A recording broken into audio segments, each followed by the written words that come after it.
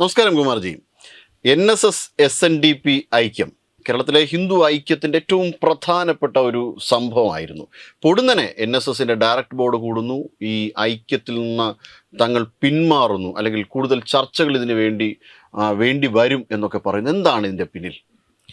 അതായത് കഴിഞ്ഞ കുറേ നാളുകളായി നമ്മുടെ കേരളത്തിൽ ഉപരിപ്ലവമായി കാണാൻ സാധിക്കാത്ത തരത്തിലുള്ള വലിയ രാഷ്ട്രീയ നീക്കങ്ങൾ കേരളത്തിൽ നടന്നിട്ടുണ്ട്.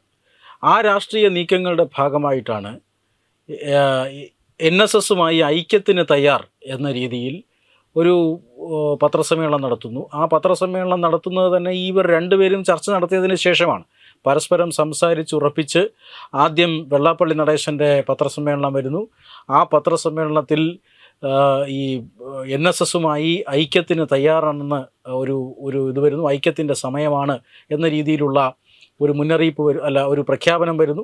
അതിനുശേഷം നിമിഷങ്ങൾക്കകം തന്നെ NSS general secretary G. Sukumaran നായരുടെ വാർത്താ സമ്മേളനം വരുന്നു. ആ വാർത്താ സമ്മേളനത്തിൽ SNDPയുടെ ആ ഒരു പ്രപ്പോസലിനെ സ്വാഗതം ചെയ്തുകൊണ്ടാണ് സുകുമാരൻ നായർ പറഞ്ഞത്. മാത്രമല്ല, അദ്ദേഹം NSSൻ്റെ ബോർഡ് ഇക്കാര്യത്തിൽ അന്തിമ തീരുമാനമെടുക്കുമെന്നും പറഞ്ഞിരുന്നു. അന്തിമ തീരുമാനം ഇങ്ങനെ ഐക്യത്തിന് അനുകൂലമായി തന്നെ എടുക്കും എന്നും അദ്ദേഹം പ്രത്യാശ പ്രകടിപ്പിക്കുക കൂടെ ചെയ്തിരുന്നു. ഈ രണ്ട് വാർത്താ സമ്മേളനങ്ങളും പരിശോധിച്ചു കഴിഞ്ഞാൽ നമുക്കതിൻ്റെ പിന്നിലെ രാഷ്ട്രീയം വളരെ വ്യക്തമാണ്. കാരണം UDF മുന്നോട്ട് വയ്ക്കുന്ന രാഷ്ട്രീയം, പ്രത്യേകിച്ചും VD സതീശനെതിരായിട്ടുള്ള ഒരു രാഷ്ട്രീയ നീക്കമാണ് ആ ഒരു വാർത്താ സമ്മേളനത്തിൽ നടന്നിട്ടുള്ളത്. അതായത് തദ്ദേശ തെരഞ്ഞെടുപ്പിൻ്റെ നേട്ടം അത് നിങ്ങൾ നോക്കണ്ട, നിയമസഭാ തെരഞ്ഞെടുപ്പിൽ ഇടതുമുന്നണി തന്നെ വീണ്ടും അധികാരത്തിൽ വരുമെന്ന് വ്യക്തമായി വെള്ളാപ്പള്ളി നടേശൻ പറഞ്ഞു വയ്ക്കുന്നു. അതിനെ എൻഡോസ് ചെയ്തുകൊണ്ട് തദ്ദേശ തെരഞ്ഞെടുപ്പിലെ ട്രെൻഡ് ഒരു ട്രെൻഡേ അല്ല, നിയമസഭാ തെരഞ്ഞെടുപ്പിൽ മറ്റൊരു ട്രെൻഡായിരിക്കും, ഒരു 24 മണിക്കൂർ മതി കാര്യങ്ങൾ മറിയാൻ എന്നൊക്കെ പറഞ്ഞുകൊണ്ട് വെള്ളാപ്പള്ളി നടേശൻ്റെ അഭിപ്രായത്തെ NSS ജനറൽ സെക്രട്ടറി പിന്താങ്ങുകയാണ്. ഇവര് കണിച്ചുകുളങ്ങരയും പെരുന്നയും തമ്മിൽ പരസ്പരം വച്ചു മാറുമോ എന്ന് വരെ തോന്നിപ്പോകുന്നു. അത്രമാത്രം ഒരു ഐക്യ ശ്രമമുണ്ടായി. ഇത് രണ്ടും സൂചിപ്പിക്കുന്നത് ഇടതുമുന്നണിയുടെ തൊഴുത്തിലേക്ക് ഹിന്ദു സമൂഹത്തെ കൊണ്ടുപോവുക എന്നുള്ള ഒരു ലക്ഷ്യമാണ് ഇവർക്ക് രണ്ടുപേർക്കും ഉണ്ടായിരുന്നത്. ആ ലക്ഷ്യം ഈ രീതിയിൽ ഹിന്ദു വിഭാഗത്തിലെ അല്ലെങ്കിൽ ഹിന്ദു സമൂഹത്തിൻ്റെ പ്രബലമായ രണ്ട് ജാതി വിഭാഗങ്ങൾ ഒരു സ്ഥലത്ത് രാഷ്ട്രീയമായി കേന്ദ്രീകരിക്കപ്പെടണം എന്ന് ആരോ രചിച്ച ഒരു തിരക്കഥയുടെ എന്ന പോലെയാണ് രണ്ടുപേരും ഒരുമിക്കാൻ തീരുമാനിക്കുന്നത്. തീർച്ചയായും ഹിന്ദു സംഘടനകൾ ആര് പരസ്പരം ഒരുമിച്ചാലും അതിനെ സ്വാഗതം ചെയ്യേണ്ട ബാധ്യത നമുക്കുണ്ട്. തീർച്ചയായും നമ്മളതിനെ രാഷ്ട്രീയത്തിൻ്റെ കണ്ണിലൂടെ അല്ലാതെ കാണാൻ ശ്രമിച്ചു. പക്ഷേ അത് രാഷ്ട്രീയം തന്നെ ആയിരുന്നുവെന്നും ആ രാഷ്ട്രീയത്തിൻ്റെ അടിയൊഴുക്കുകൾ അവിടെ അവസാനിച്ചിട്ടില്ല എന്നും വീണ്ടും വലിയ രാഷ്ട്രീയ പ്രശ്നങ്ങൾ, കാരണം UDF അധികാരത്തിൽ വന്നാൽ മുസ്ലിം രാഷ്ട്രീയത്തിന് ഒരു വലിയ മേൽക്കൈ ലഭിക്കുമെന്ന കാര്യത്തിൽ തർക്കമൊന്നുമില്ല. അതിൽ എല്ലാവർക്കും ആശങ്കയുണ്ട്. ആ ആശങ്കയുടെ അടിസ്ഥാനത്തിൽ കൂടിയൊക്കെയാണ് ഈ രണ്ടുപേരും ഒന്നിക്കാനുള്ള തീരുമാനമെടുത്തത്. പക്ഷെ അപ്പോൾ പോലും ഈ രാഷ്ട്രീയ അടിയൊഴുക്കുകൾ അതിങ്ങനെ നടന്നുകൊണ്ടേയിരുന്നു. പൊടുന്നനെ NSSൻ്റെ ഡയറക്ടർ ബോർഡ് യോഗം, അത് പൊടുന്നനെയല്ല, നേരത്തെ തീരുമാനിച്ചുറപ്പിച്ചിരുന്നതാണ്. പക്ഷേ ഈ തീരുമാനം അത് അപ്രതീക്ഷിതമായിരുന്നു. ആ തീരുമാനം മറുവിഭാഗത്തെ അറിയിക്കാതെ നേരെ വാർത്താ മാധ്യമങ്ങൾക്ക് നൽകിയെന്നാണ് നമ്മൾ മനസ്സിലാക്കേണ്ടത്. കാരണം ഈ തീരുമാനം വന്ന ഉടൻ തന്നെ വാർത്താ ലേഖകർ വെള്ളാപ്പള്ളി നടേശനെ കണ്ട് പ്രതികരണം ആരാഞ്ഞിരുന്നു. അദ്ദേഹം പറഞ്ഞത് ഈ വളരെ ചെറിയൊരു വിവരം മാത്രമാണ് ഞങ്ങൾക്ക് ലഭിച്ചത്, വിശദമായി അറിഞ്ഞതിന് ശേഷം പ്രതികരിക്കുമെന്നാണ്. എന്ന് പറഞ്ഞാൽ ഇങ്ങനെ ഒരു ഐക്യത്തിൻ്റെ പ്രപ്പോസൽ SNDPയുടെ ഭാഗത്തു നിന്ന് വരുന്നു. ആ പ്രപ്പോസൽ NSS ചർച്ച ചെയ്യുന്നു. അതിലെ തീരുമാനം ആദ്യം അറിയിക്കേണ്ടിയിരുന്നത് ഒരു പക്ഷേ SNDP ആയിരുന്നു. പ്രത്യേകിച്ചും ആ പ്രപ്പോസൽ തിരസ്കരിക്കുന്ന ഒരു ഘട്ടത്തിൽ അത് ആദ്യം അറിയിക്കേണ്ടത് SNDP ആയിരുന്നു. പക്ഷെ അത് അറിയിക്കാതെ നേരെ വാർത്താലേഖകർക്ക് കൊടുക്കുക എന്ന് പറഞ്ഞാൽ വലിയ രീതിയിലുള്ള പ്രശ്നങ്ങൾ ഈ രണ്ട് വിഭാഗവും തമ്മിൽ ഉണ്ടായിരുന്നു എന്ന് വേണം കരുതാൻ. ഇത് തീർച്ചയായും ഹിന്ദു സമൂഹത്തിന് മാനക്കേടുണ്ടാക്കുന്ന നിലപാടുകളാണ് ഈ രണ്ട് സംഘടനകളുടെയും ഭാഗത്തു നിന്നുണ്ടായത്. പക്ഷെ കേരളത്തിൻ്റെ സമൂഹം, വളർന്നു വരുന്ന കേരളത്തിൻ്റെ രാഷ്ട്രീയ സാഹചര്യവും ഈ ന്യൂനപക്ഷ വർഗീയത ശക്തി പ്രാപിക്കുന്ന ഒരു സാഹചര്യവുമൊക്കെ പകൽ പോലെ വ്യക്തമാകുന്ന ഒരു ഘട്ടത്തിൽ തീർച്ചയായും ഇത് ഉപരിപ്ലവമായ അല്ലെങ്കിൽ രണ്ട് സംഘടനകളുടെ സംഘടനാ നേതൃത്വങ്ങൾ തമ്മിലുള്ള പോര് എന്നതിലുപരി ഇത് ഹിന്ദു സമൂഹത്തെ ബാധിക്കാൻ പോകുന്നില്ല എന്നാണ് നമ്മൾ മനസ്സിലാക്കുന്നത്. അങ്ങനെയാണ് വിലയിരുത്തേണ്ടത്. കാരണം ഇത്തരം പ്രവർത്തനങ്ങളെ തള്ളിക്കൊണ്ട് ഈ ജാതിക്കും അതുപോലെ തന്നെ മറ്റ് പല ഭേദഭാവങ്ങൾക്കുമൊക്കെ ഉപരിയായി ഹിന്ദു സമൂഹം കേരളത്തിൽ സംഘടിക്കാൻ പോകുന്ന കാലഘട്ടമാണ് വരുന്നത് എന്ന് വേണം നമുക്ക് ഈ ഘട്ടത്തിൽ ഇവരുടെ ഒന്നും കീഴിൽ മാത്രമല്ലല്ലോ ഹിന്ദു സമൂഹം സംഘടിക്കുന്നത്. കാരണം ഹിന്ദുവിന് കൃത്യമായിട്ട് കാര്യങ്ങൾ അറിയാം, ഇവിടെ എന്തൊക്കെയാണ് നടക്കുന്നതെന്ന്.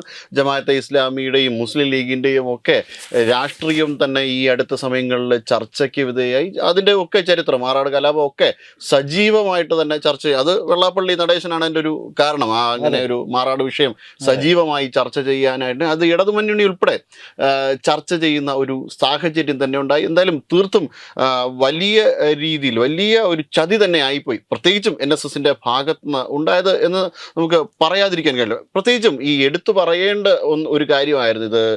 തികച്ചും വെള്ളാപ്പള്ളി നടേശനും SNDP അറിയിക്കേണ്ട ഒരു കാര്യം തന്നെ NSSനുണ്ട്. അത് അറിയിക്കാതിരുന്നതും സത്യത്തിൽ വളരെ മോശമായൊരു നിലപാട് തന്നെ. ഒരു തമാശയാണെങ്കിലും ഇടയ്ക്ക് ഇന്നലെയൊക്കെ ആൾക്കാർ പറയുന്നുണ്ടായിരുന്നു, ഇന്ന് രാവിലെയും സംസാരിക്കുന്നുണ്ടായിരുന്നു, കുമാർജി ഉൾപ്പെടെ ഉള്ള ആൾക്കാർ സംസാരിക്കുന്നുണ്ടായിരുന്നു, ഇനി പത്മ പുരസ്കാരം കിട്ടാത്തതാണോ അവാർഡ്, പത്മ അവാർഡ് കിട്ടാത്തതാണോ ഈ ഐക്യം പിൻവലിക്കാനുള്ള കാരണമെന്ന്. അത് ഇന്നലെ തന്നെ ഈ വാർത്തകൾ വന്നപ്പോഴെല്ലാം സമൂഹ മാധ്യമങ്ങളിൽ ഞങ്ങൾക്ക് പത്മ കഫേ മാത്രമേ ഉള്ളൂ എന്ന് പറഞ്ഞിട്ട് വലിയ രീതിയിലുള്ള തമാശകൾ നിറഞ്ഞിരുന്നതാണ്. പക്ഷേ അതൊരു പ്രകോപന കാരണമാകാനുള്ള സാധ്യതയുണ്ട്. കാരണം പെട്ടെന്നുള്ള തീരുമാനം, നേരത്തെ പറഞ്ഞ പോലെ ഇരുവിഭാഗത്തെയും അറിയിക്കാതെയുള്ള നീക്കം ഒരുപക്ഷെ അതൊരു പ്രകോപനമാകാനുള്ള സാധ്യതയുണ്ട്. പക്ഷേ എന്തായാലും ഒരു കാര്യം ഉറപ്പാണ്, ഈ പറയുന്നത് പോലെ ജമാഅത്തെ ഇസ്ലാമി ഈ പാകിസ്ഥാനിലും മറ്റുമൊക്കെ കാണിച്ചു കൂട്ടിയത് എന്താണ് എന്ന് നമുക്ക് എല്ലാവർക്കും അറിയാം. അവിടുത്തെ ഈ പാകിസ്ഥാൻ രൂപീകരിക്കപ്പെടുന്ന സമയത്ത് അവിടെ ഉണ്ടായിരുന്ന ഹിന്ദു പോപ്പുലേഷനും ഇപ്പോഴുള്ള ഹിന്ദു പോപ്പുലേഷനും തമ്മിൽ താരതമ്യം ചെയ്താൽ ഞെട്ടിക്കുന്ന കുറവാണ് ഉണ്ടായിട്ടുള്ളത്. അതിന് പിന്നിൽ ഈ പറയുന്ന ജമാഅത്തെ ഇസ്ലാമിയുടെ മതവർഗീയതയാണ്. ഇന്നിപ്പോൾ നമ്മുടെ കൺമുന്നിൽ നമ്മൾ നേരിട്ട് കാണുകയാണ് ബംഗ്ലാദേശിൽ എന്താണ് നടക്കുന്നതെന്ന്. അവിടെ ജമാഅത്തെ ഇസ്ലാമി ഹിന്ദുക്കളെ കൊല്ലുകയാണ്, അവരെ കൂട്ടക്കൊല ചെയ്യുന്നു, അവരുടെ വീടുകൾ കത്തിച്ച് ചാമ്പലാക്കുന്നു, അവരുടെ വ്യാപാര സ്ഥാപനങ്ങൾ കൊള്ളയടിക്കുന്നു, അവരുടെ ക്ഷേത്രങ്ങളും മറ്റും തകർക്കുന്നു, അവരുടെ പെൺകുട്ടികളെയും അതുപോലെ തന്നെ സ്ത്രീകളെയും എല്ലാം ബലാത്സംഗം ചെയ്യുന്നു. ഇങ്ങനെ അതിക്രൂരമായ, ഇന്ത്യയിൽ എങ്ങനെ ഒരു ഉദാഹരണം ഉണ്ടല്ലോ, നമ്മുടെ കാശ്മീരിലെ പണ്ഡിറ്റ് എക്സോഡസ്, പണ്ഡിറ്റുകളെ പുറത്താക്കുന്നതിൽ ജമാഅത്തെ ഇസ്ലാമി ആ ചരിത്രമൊക്കെ ഇപ്പോഴത്തെ ഈ പറയുന്ന ആൾക്കാരൊക്കെ മറന്നുപോയി എന്ന് വിചാരിക്കാം. പക്ഷെ നമ്മളിപ്പോൾ നേരിട്ട് കണ്ടുകൊണ്ടിരിക്കുകയാണ് ബംഗ്ലാദേശിൽ ജമാഅത്തെ ഇസ്ലാമി ചെയ്യുന്നത് എന്താണ് എന്ന്. അതേ ജമാഅത്തെ ഇസ്ലാമിയുമായി രാഷ്ട്രീയ ബാന്ധവം ഉണ്ടാക്കാൻ ഇടതുപക്ഷവും വലതുപക്ഷവും ഒരുപോലെ ശ്രമിക്കുകയാണ്. പ്രത്യേകിച്ചും UDF അധികാരത്തിൽ വരുമെന്നൊരു ട്രെൻഡ് ഉണ്ടാക്കുകയും അതിന് പിന്നിൽ ജമാഅത്തെ ഇസ്ലാമി അണിനിരക്കുകയും ഒക്കെ ചെയ്തപ്പോൾ ജമാഅത്തെ ഇസ്ലാമിയെ രാഷ്ട്രീയമായി തള്ളിപ്പറയേണ്ട സാഹചര്യം വന്നു LDF എന്നുള്ളത് ഒരു കാര്യമാണ്. പക്ഷേ അവരും ഇതിനു മുന്നേയും ഇപ്പോൾ വേണമെങ്കിലും ജമാഅത്തെ ഇസ്ലാമിയുടെ സഹകരണം തേടാൻ തയ്യാറായ ഒരു സാഹചര്യമുണ്ട്. മാത്രമല്ല കഴിഞ്ഞ ദിവസം പാലളി മുഹമ്മദ് കുട്ടിയുടെ പ്രസ്താവന നമ്മൾ വളരെ ശ്രദ്ധേയമായി കാണേണ്ടതാണ്. മുഖ്യമന്ത്രി ജമാഅത്തെ ഇസ്ലാമിക്കെതിരെ അതിരൂക്ഷമായി പ്രതികരിക്കുന്നുണ്ട്. സജി ചെറിയാനും AK ബാലനും എല്ലാം മുസ്ലിം വർഗീയതയ്ക്കെതിരെ നിലപാടെടുത്തു കഴിഞ്ഞു. ഈ സാഹചര്യത്തിലും പാലളി മുഹമ്മദ് കുട്ടി പറയുന്നത് ജമാഅത്തെ ഇസ്ലാമി ഇതിനു മുമ്പ് നമ്മളെ സഹായിച്ചിട്ടില്ലേ, ജമാഅത്തിനെ എന്തിനാണ് ആക്രമിക്കുന്നത്, ന്യൂനപക്ഷ വിഭാഗങ്ങളെ എങ്ങനെ ആക്രമിക്കേണ്ടതില്ല എന്ന് പറഞ്ഞുകൊണ്ട് ഈ നേതാക്കളെയെല്ലാം തള്ളിക്കളയുന്നതാണ് നമ്മൾ കണ്ടത്. പിന്നാലെ പാർട്ടി സെക്രട്ടറി പറഞ്ഞത് സഖാക്കൾ പാർട്ടി നിലപാടിനപ്പുറമായി ഒന്നും പറയാൻ പാടില്ല എന്നാണ്. എന്ന് പറഞ്ഞാൽ മുസ്ലിം വർഗീയതയ്ക്കെതിരെ പാർട്ടിയിൽ ഉയരുന്ന ശബ്ദം, ആ ശബ്ദത്തെ ഇവിടെ പാർട്ടി സെക്രട്ടറിയും മറ്റ് ചില നേതാക്കന്മാരും ചേർന്ന് തടയിട്ടിരിക്കുകയാണ്. ഇങ്ങനെയാണ് കേരള രാഷ്ട്രീയമെന്നിരിക്കെ ഹിന്ദു ഐക്യത്തിന് അല്ലെങ്കിൽ വർഗീയതയ്ക്കെതിരായിട്ടുള്ള ഹിന്ദു ഐക്യത്തിന് മുൻതൂക്കം കൊടുക്കുന്നതിന് പകരം ഇത്തരത്തിലുള്ള ചെറിയ ചെറിയ കാര്യങ്ങൾ, നേരത്തെ സുകുമാരൻ നായർ പറഞ്ഞ എന്താണ്, ഞങ്ങളും SNDPയും തമ്മിൽ സംവരണത്തിൻ്റെതായ പ്രശ്നങ്ങൾ മാത്രമേ ഉള്ളൂ, ബാക്കി പ്രശ്നങ്ങളൊന്നും നമുക്കില്ല, നമ്മുടെ അഭിപ്രായ വ്യത്യാസം സംവരണത്തിൽ മാത്രമായിരുന്നു, ഇന്നിപ്പോൾ ആ സംവരണത്തിൻ്റെ പ്രശ്നം വരുന്നില്ല, മാത്രമല്ല ഇനി അങ്ങനെ ഉണ്ടെങ്കിൽ തന്നെ സംവരണ പ്രശ്നം പോലും മാറ്റിവെക്കാൻ നമ്മൾ തയ്യാറാണ്, കാരണം കേരളത്തിലെ സാഹചര്യം അത്രമാത്രം ഗുരുതരമാണ് എന്ന് പറഞ്ഞുകൊണ്ട് ഐക്യത്തിലേക്ക് പോകുന്ന വ്യക്തി ഈ പറയുന്ന അല്ലെങ്കിൽ ഇത് നമുക്ക് എന്താണ് നടന്നതെന്ന് അറിയില്ല. അതുകൊണ്ട് തന്നെ ഒരു സംഘടനയെ നമുക്ക് കുറ്റം പറയാൻ കഴിയില്ല. രണ്ട് സംഘടനകളും ഈ ഐക്യത്തിന് പോവുകയും ഐക്യത്തിൽ നിന്ന് പിന്മാറുകയും ചെയ്ത കാര്യത്തിൽ രണ്ട് സംഘടനകൾക്കും ഒരേപോലെ ഉത്തരവാദിത്വമുണ്ട്. കേരളത്തെ ഹിന്ദു സമൂഹത്തെ നാണം കെടുത്തുന്ന തരത്തിലുള്ള പ്രവർത്തനവും അല്ലെങ്കിൽ അങ്ങനെയുള്ള ഒരു ചുവടുവയ്പ്പുമാണ് ഈ രണ്ട് സംഘടനകൾ നടത്തിയിട്ടുള്ളതെന്ന കാര്യത്തിൽ തർക്കമൊന്നുമില്ല. ഒരുപക്ഷെ ഹിന്ദു ഐക്യത്തിന് വലിയ രീതിയിൽ വിഘാതം നിൽക്കുന്ന രണ്ട് സംഘടനകളാണ് ഈ സംഘടനകളെന്ന് പറഞ്ഞാൽ അതിപ്പോൾ ഈ ഒരു കാലഘട്ടത്തിൽ അത് ഏറ്റവും കൂടുതൽ ശരിയാണ് എന്ന് പറയേണ്ടി വരും. തീർച്ചയായിട്ടും. എന്തായാലും വീണ്ടും വിചാരം ഉണ്ടാകട്ടെ ഇരുവർക്കും എന്ന് മാത്രമേ പറയാനുള്ളൂ. നമസ്കാരം.